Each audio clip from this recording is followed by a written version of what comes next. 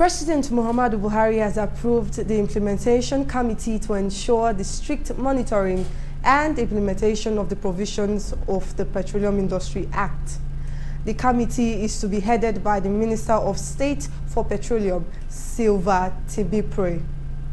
Divergent reactions have started to trail the Petroleum Industry Bill as centered by President Muhammadu Buhari yesterday, 6 weeks after its passage by the National Assembly.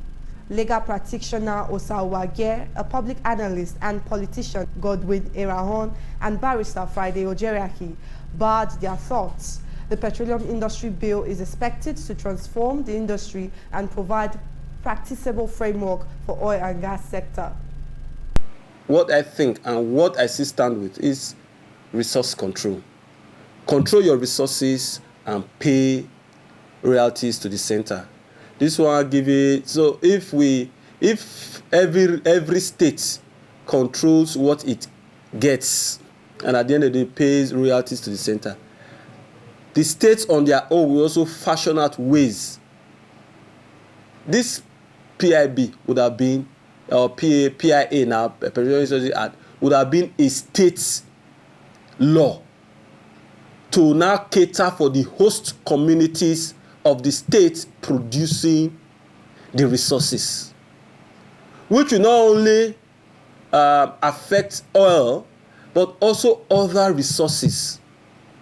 If there would have been no need for a national act, if states were allowed to control their resources. Exploration and other things. What's your take on this very bill? Well, first, I'm happy that the bill is coming into operation despite all the shortcomings after such a long delay in the National Assembly. And I stand with my people of Niger Delta on the protest against the P note of 3% granted to the oil producing communities. That surely is unfair. And Buhari signed what was sent to him by the National Assembly. And so I wouldn't blame President Buhari because he's sending it back for further amendment or whatever adjustment may take more years. And so we have every reason to blame leaders of the South in the National Assembly. Those whose goose laid the golden egg, or the goose that laid the golden egg, was further threatened, by virtue of the fact that not so much consideration is given to the welfare and the health or otherwise of the said goose that laid the golden egg.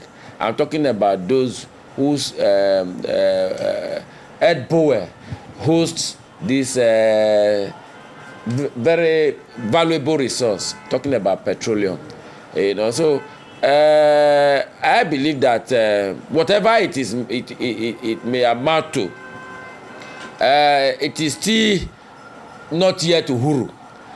It is still so much about the fact that equitable legislation that will favor those whose area, whose ground, who are blessed with this natural resource are largely favored more than perhaps the rest of other parts of this country. Gunmen have killed 11 persons and abducted over 40 others in the Sadwa area of Meru local government in ZAMFARA state. 7 of the victims were set ablaze and while 4 others were shot.